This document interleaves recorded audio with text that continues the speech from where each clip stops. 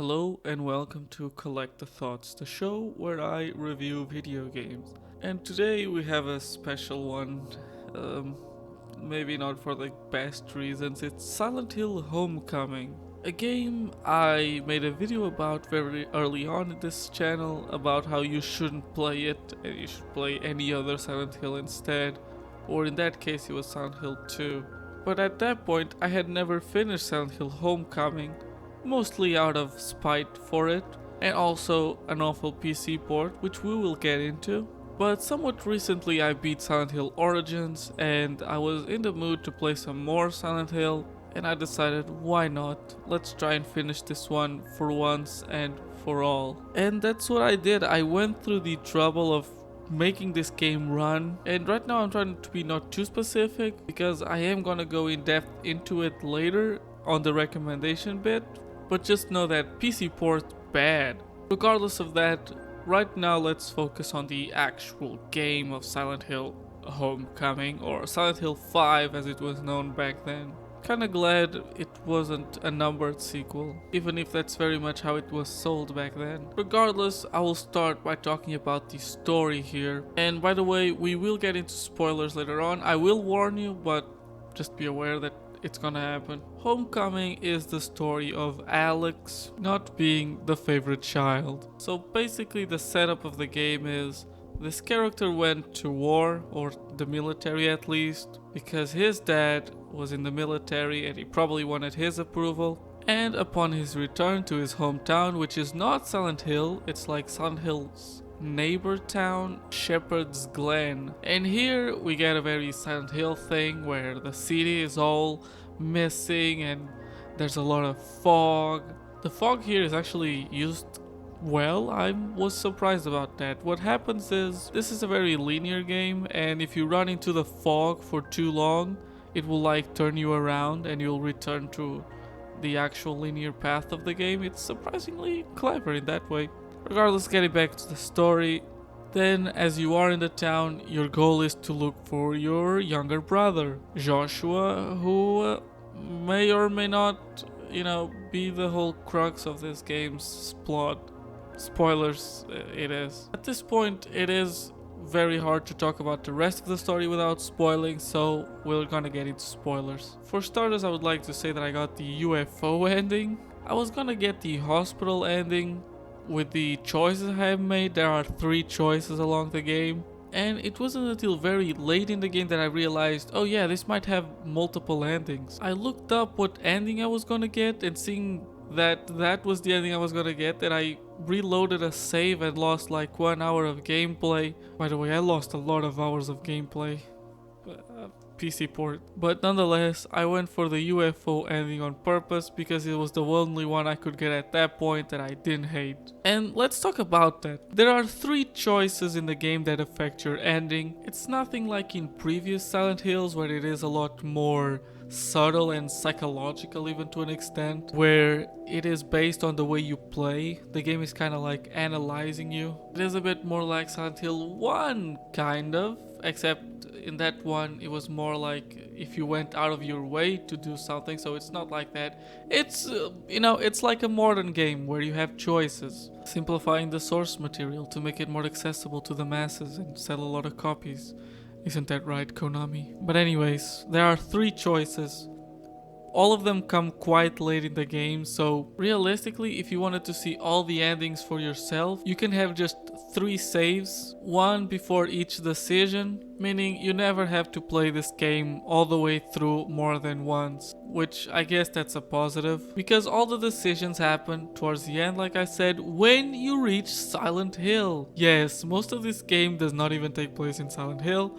That's actually for me not a big deal, even though it makes me wonder, is there nothing special about Silent Hill, actually? It kinda takes away the mystique from the place, when it kinda just happens in a neighbor town as well. Regardless, these choices are either killing or not killing your mother. Would you believe me if I told you killing your mother is the way for the good ending? The second one is forgiving or not forgiving your father. He's already dead when you start the game, so I guess you can't kill him.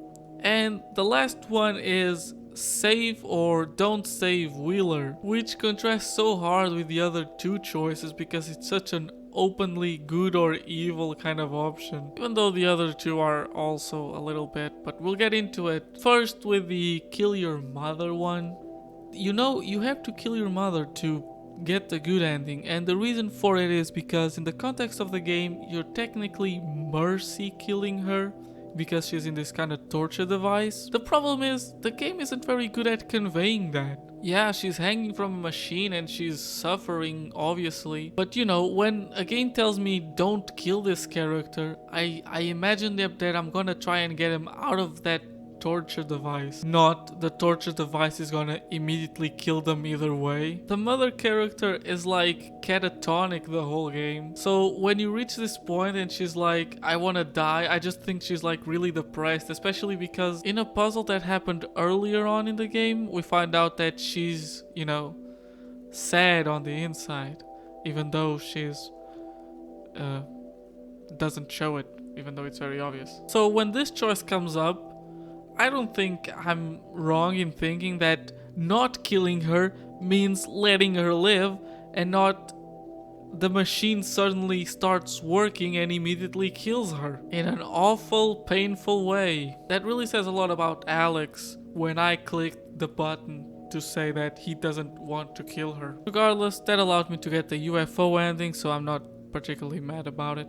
The second choice, forgive or not forgive the father, happens at a confessional very close to the end of the game, on the area just before the final one. And let me tell you, unless you're an asshole, it's really hard not to forgive the father. To the point where, you know, I had to not forgive the father to get the UFO ending, and I accidentally did forgive him and had to reload an earlier save. I think these two choices kind of show one of the problems of the game, in that it doesn't know how to frame things in the way that you have to think about it to know if it's good or bad. Because when it tries to have any kind of nuance, it just doesn't make any sense, you know? Like a machine turning on and completely killing your mother in a horrible way when you said you didn't want to kill her. Or your dad tells you a sob story at a confessional, and if you don't forgive him, you're kind of an asshole. Doesn't that make you an asshole for not forgiving this guy who came to a confessional and told you about his bad things he did and how regretful he is? Don't you feel bad for him? Are you not a good person? I think the game was kind of trying to do a Silent Hill 2 thing, where maybe Alex isn't such a good person at all. But the way they do this is kind of petty and stupid. I really want to get into it, but let's just talk about the final choice, which is save or let Wheeler die. Which is actually a resource management question, because if you let him die, you get a medkit, and if you don't, you don't. It's supposed to be a hard choice because it's either an item that can help you, you know, for the final boss that's very close at that point, or help this character that kind of helped you quite a lot throughout the whole game, just putting that out there. Which one will you choose? Is Alex a bad guy if he chooses to play the game on easy mode?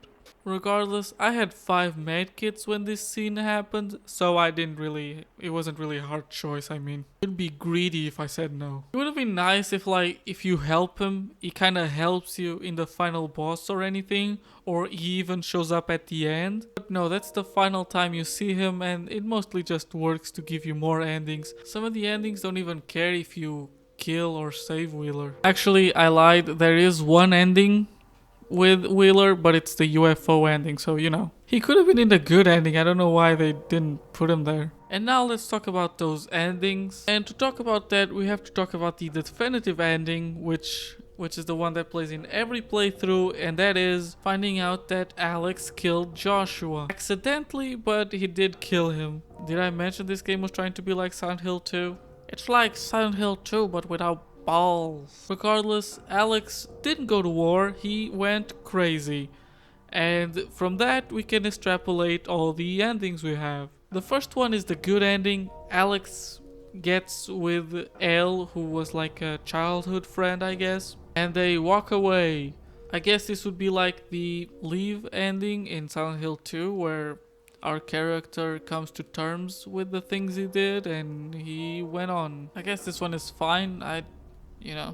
It's the good ending. Then the second ending is drowning. In this one, you wake up in a bathtub and your dad comes in and drowns you. Which, what does this mean? Does it mean that you imagined it, all of it, while you were in a bath and then your dad comes and kills you? Or does this ending take place before the events of the game? But if that's the case, then why would in Alex post-mortem limbo state of existence, why did he decide that he was gonna go save his brother in Silent Hill and deal with the cult that existed there when his story seemed completely separate? So that's a weird one if it is the case. Then we have ending 3, the worst one, Boogeyman.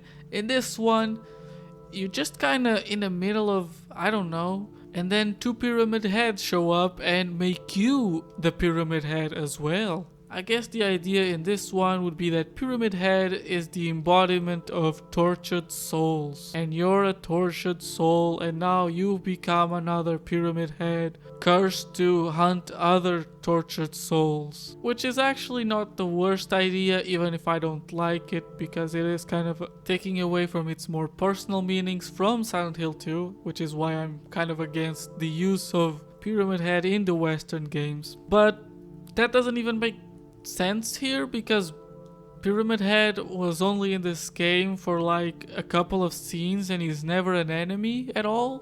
He legitimately just seems like he's in this game for the sake of, you know, selling more copies. Then we have ending 4, Hospital. This one is awful, but is also the one that makes the most sense. In this one you wake up in a mental hospital and you're going through shock therapy, implying that all of the things that happened to that point were all a dream.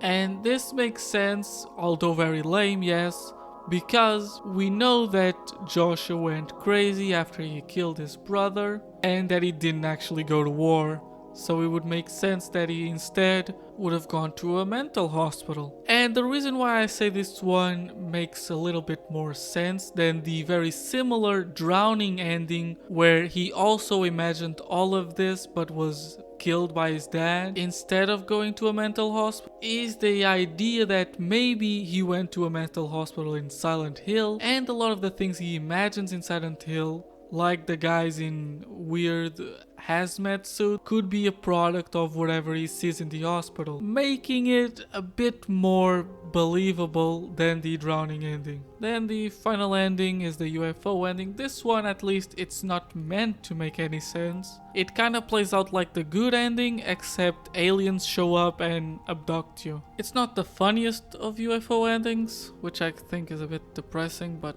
whatever.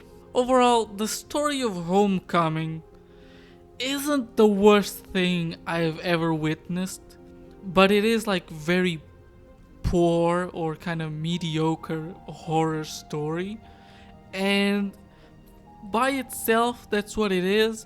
But when you judge it as a Silent Hill story, it's dreadful. It kind of picks up so much from Silent Hill, but all it knows to do is this very cliche and bad plot twists. It feels very superficial. There's a distinct lack of world building, and even the characters aren't very compelling. It feels like the whole game is very cruxed on this accidental killing, which is an idea that I think a better story could have worked on. But here it's just trying to be Silent Hill 2, isn't it?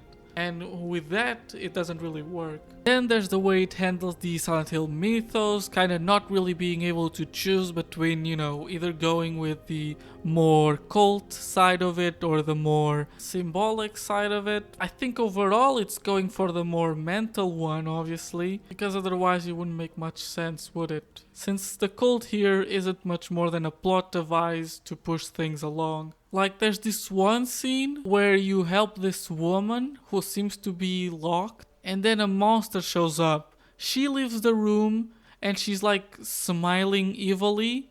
We never see that character again. Also, there's just a lack of subtlety on the things that should have worked. Like, for example, the brother. You follow the brother throughout most of the game, but no other character ever acknowledges the brother. No other character ever sees it, and your brother is always running away from you. I wonder what that could mean. But the thing is, because the game tries to do both end up not making any sense either. I did say the mental one made more sense, but only because you can, kind of extrapolate a bunch of stuff. Because if we think about the mental one, Wheeler doesn't make any sense. Elle makes sense because she's like his childhood friend that he likes. But who's Wheeler? He didn't know Wheeler before this game. Did he just imagine a black guy to help him in his nightmare? Feels really bad to say. He's like the most likable character in the whole game, by the way. But he's also important to mention because he can see the monsters as well. Everyone can. Which again pushes you more to that Silent Hill 1 kind of story where the Silent Hill city was legitimately haunted by these weird monsters. But if that's the case, then the more mental, personal ones don't really make any sense. Once again, unless Alex invented these random people in his mind, which I guess technically could be a thing he did, even if as a story it's really stupid. I know this review has become very inaccessible to people who haven't played Silent Hill Homecoming or even other Silent Hill games, but basically what I'm saying is Homecoming taking place in Silent Hill can actually mean quite a lot of things in the mythos, but trying to fit in between the two extremes of where it can fit can bring upon a lot of inconsistencies, and that's kind of my point, and this game sure does bring up a lot of them. And I'm not a huge fan, to say the least, as a Silent Hill game. If this wasn't a Silent Hill game, I still would have had my problems with it. I don't think it's perfect by any means, but I would have been like, oh, it's a mediocre horror story. It's not bad. Regardless, let's move on, because I'm tired. Gameplay wise, it's more action focused Silent Hill, because that's what Silent Hill is about, right? It's about combat. Yeah, right. This time we have a new lock-on system that's focused for more like Dark Souls type gameplay, where you dodge roll and enemies hit for quite a lot of health. It's not as good, mind you. It is in fact very bad. I've heard people defend this gameplay, but I cannot. I mean, I could never defend this gameplay. It feels awful. It is incredibly stiff. Enemies can stun lock you and you can stun lock them. I'll tell you right now, the best weapon is the knife. It's the first weapon you get in this game, and it can stun lock enemies indefinitely. Use that knife and hope that no one attacks you from the back. And just save your ammo for bosses, because they're fairly easy if you can keep a distance. Especially the final boss. But before I talk about the bosses, let me talk about the actual enemies in this game. Their designs are actually fine. They lack meaning, of course, which I think is one of the fans' biggest problems with it. I think the game can work despite of it. I don't think every character needs to have meaning, because I think of the way that Silent Hill 1 worked and how that game still worked, even with some of the characters being a bit more generic scary horror characters. You know, like the Air Screamer is just a pterodactyl that flies at you. It's not really, it doesn't have anything to do with the Silent Hill mythos. But it is scary, and I think some of them here can kind of do that, like the Schism. Just kind of this axe head split thingy. I don't know how to describe it better than that. And he looks kind of scary, but then other ones just look kind of generic, like the Smog Monster or the Lurker, which just, be lurking. My biggest annoyance with them is actually the way they play. That's really the only annoyance. Like, for example, the Needler doesn't like getting shot at, which is like, could be a cool idea, like, hey, this enemy is kind of resistant to weapons and you have to fight him melee, but the Needler is really not the enemy you would want to do that with, because he loves getting you into QTE sections, which is also a piece of the gameplay that I don't particularly like here. Even though I usually don't particularly care for QTE, but here it's like every time a character grabs you, here comes a QTE, and that happens a bit too often personally. So my advice is, if you see a Needler, grab the knife and stun lock him and hope another one doesn't show up. That being said, the game on normal is not very hard. Characters do hit pretty hard, but there's also plenty of healing items. Now, getting back to the creatures, I wanted to mention one in specific, which is the most offensive one, I think, which is the nurses. Not only do they feel out of place, any story about a man looking for his little brother to have these very sexualized nurses, but also they just kind of show up at random in places where they shouldn't be. Like, why does this hotel have nurses? You know? The other really bad enemy only shows up in Silent Hill, and it's the Order members or the cult members. These are the hazmat suit guys, and the problem with them is that you're shooting at people? In Silent Hill, there's always this kind of disconnect between you believing that something is a monster and not being quite sure that maybe these are actual people. It is an actual plot point of Silent Hill, but here it just doesn't leave any room for interpretation. These are people in hazmat suits, which is bad enough on its own, but also they shoot at you. It turns Silent Hill into a third-person shooter. What the? It's fairly openly known at this point that Konami wanted the same success that Resident Evil 4 had for Capcom, and obviously knowing that Resident Evil was kind of the big competitor of Silent Hill back in the day, they probably saw that they had to kind of follow that trend as well. And so it's easy to understand why awful decisions like this happened.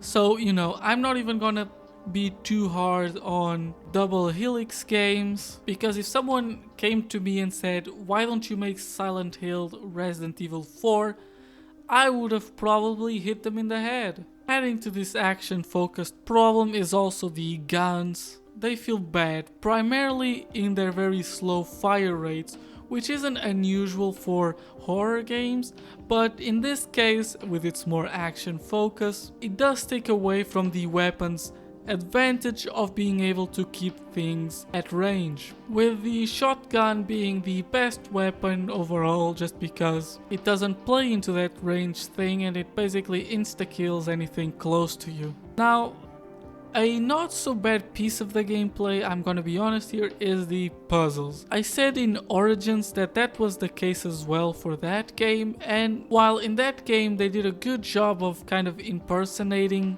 Silent Hill's puzzles, here it's more of a case of it's completely different, but there is still some similarities and some enjoyment to be had. Unfortunately, that only happens quite deep into the game. The first puzzles you find are extremely linear and boring, and even the later ones do suffer from that to an extent. For example, most puzzles can be completely solved the moment you find them. There is no exploring or using these puzzles as an excuse to progress and also do some world building. It is very linear. This is a very linear game from its time.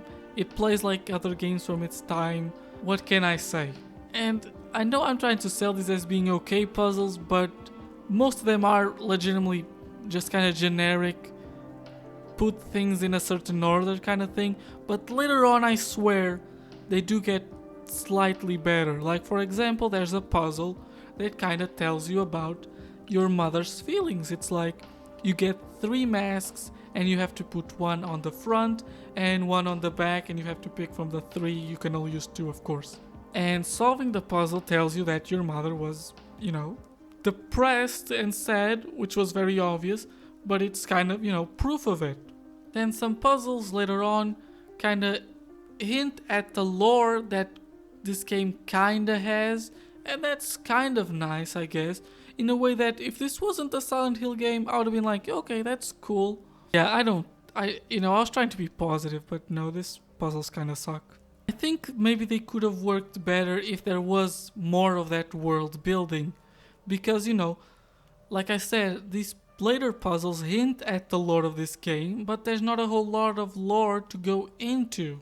Probably because if they did, the story would fall apart even more than it already does. And maybe there was an objective to do that at some point and they just didn't have time, or they decided it was best not to. What I'm talking about here is, for example, you know, the main character is called Alex Shepard and he lives in Shepard Glen, and Alex is from a lineage of one of the founders of this town. Now let's talk a bit about the actual world building that exists here through things like notes and the visuals of the game. I guess we can call this the graphics part of the game as well. But what I want to talk about right now is a lot of the, of course, in-game notes and text that kind of add to the story. And the thing is, they run from really useless kind of helping you with the puzzles kind of thing, which usually they're so straightforward you don't even need them, and being absolute exposition dumps. Some of them that don't even seem to really make any sense or add anything to the game. Like, for example, there's this one newspaper that tells you that Alex was in a bus accident when he was a kid and he almost died, and the doctor saved him. I guess it connects you to the doctor, which is a character in this game, but it doesn't really add anything to their relationship and what happens to the doctor especially. It adds a past to these characters, but it's not a particularly meaningful or interesting one, I think. I think the best pieces of diegetic information in this game are mostly the ones that just kind of tell you how the characters were feeling. I think in that way it kind of works. You know, like we get a bit of insight into the mind of Alex's dad, which does make his actions a lot more understandable, but still very cheesy. Now, in terms of the actual visuals of the game, Silent Hill Homecoming actually doesn't look awful, but it looks like it was made by someone who was more inspired by the movies and some of the fan theories online than the actual game Silent Hill. For starters, the fog seems to come from under the earth, you know, like the theory that Silent Hill is based on that one town, which isn't true, by the way, that has all the volcanic activity and stuff, which, you know, once again, nothing related to Silent Hill. Then there's just the complete absence of any snow. They didn't even go for the ash thing, which I expected them to do. The cities themselves look a bit generic. They don't even look like they're run down, they just look abandoned. Like, with different lighting and maybe a few touch-ups, this could be a GTA level. The most you will see is like a barred up door or some overgrown tree. Just feels a bit lazy. Even when you go into actual Silent Hill, it doesn't change much. It could have just been more of that Shepherd's Glen location. But with that said, the interiors are a bit nicer and a lot more moody, but for some reason they suffer from the same problem as Silent Hill Origins of feeling a bit overly big and a lot of the doors just being completely useless. That being said, it is a bit less annoying here from a gameplay perspective because it is such a linear game. You know, just keep going forward. You don't have to check the 20 hotel room doors beside you. And overall, visually, I don't have much to say because there's not that much going on. The design of the enemies is okay, even if again a bit meaningless and some of them insulting to the mythos of Silent Hill.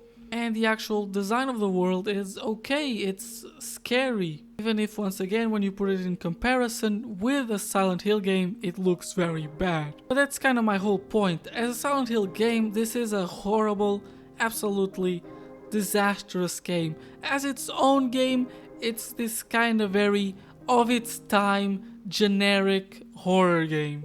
But with that said, there are a couple things that even as a generic horror game do pull it down. Like, for example, given that this is a much more linear game, it is also very noticeable when backtracking is done, and backtracking happens quite a lot in this game. Another thing adding to this was also a problem with Origins, funny enough. There's a lot of recurring problems with these games, even though they were from completely different developers. I wonder what that's about. I wonder if it starts with a K and ends in Onami. Anyways, enough of that. The problem I'm referring to is the very obvious enemies are gonna show up thing. As in, when you pick up an important object somewhere and you have to return to another place, you know that that path you already went through will probably have new enemies. Which, you know, kinda is a deterrent to the scariness of the game, since you can predict when the scariness is gonna happen. So, even as a mediocre game, it's still not something I would recommend, but more on that later. My god, this review is going on long. I've been sitting in my room talking about Silent Hill Homecoming for the last 2 hours. And because of that, I'm kinda wanting to finish this off, so I'm gonna talk about the PC port even before I score it and even before the recommendations, because my god, is this an awful port. To say it's a bad port doesn't begin to cover it. For starters, it doesn't like running at any resolution above 1080p or it will horribly crash. That's whatever. It runs at 30 FPS. That's whatever. The worst parts are the game loves freezing anytime it has to save or do a checkpoint. It will just freeze for almost minutes at a time. You have to sit there and wonder, did the game crash or it's just saving? Then the game also loves running in this kind of ultra wide letterbox mode, because I'm not sure. The console versions don't run like this. And the other problem is just the random crashes. All of that combined makes for an absolutely infuriating experience on PC, and I lost so many hours. This game, for reference, is like 6 hours long, and it took me like 10 or more to finish it, because I was just having to repeat so many sections over and over again because the game kept crashing, even after I installed these fan mods that were supposed to help with a lot of it, and they did, mind you. I could not imagine having to try and beat this game on the vanilla version. It is absolutely not something that should be on sale anywhere, regardless of price. This is not a product that works. I've played early access asset flip games on Steam that run better than this. And the funny thing is, this specific port is the most accessible one out of all the other ones. The PS3 and Xbox version are now a lot harder to find, since I believe it is a disc only on PS3, and on Xbox you can also easily find it if you look for it there. But if you type Silent Hill Homecoming on Google, guess which one shows up first? It's the Steam version. Just don't play it. Even if you want to play this game, which I will not recommend, just don't play this one. And so, to finish this off, I'm gonna be giving a score to this game. And understand that this is kind of a generic horror game, but they slapped the Silent Hill name on it, and because of that, it's gonna affect my score, is what I'm saying. It is not right to hail Retribution bad, but it is still a pretty bad game nonetheless besides that, and for all those reasons, I am giving Silent Hill Homecoming a 3 out of 10. Recommendations wise, don't play it, but if you do, play the Xbox version, because that's probably the most accessible one where you don't have to buy the game used, which is not something I would recommend because Silent Hill games in general have gone up in price, and I don't think that anything above, $10 is worth for this game. I'm just saying. There is no reason to suffer through these games even if you have beaten all of the original Silent Hill games. That's all I'm saying. Just replay those ones. You'll be happier. I know, I get it. You're in the same situation as me. You want more Silent Hill content. But, I did it so you don't have to. Don't play Silent Hill Homecoming. Anyways, I hope that you enjoyed watching. Probably not. This was a very rambly video. I'm sorry. But regardless, I hope that you consider subscribing, liking, and commenting. All the things you can do for free here on YouTube. And regardless of that, I hope you're having a good day. And goodbye. I'm doing this really fast now because I'm late for something and I just spent like 2 and something hours doing a damn Homecoming review.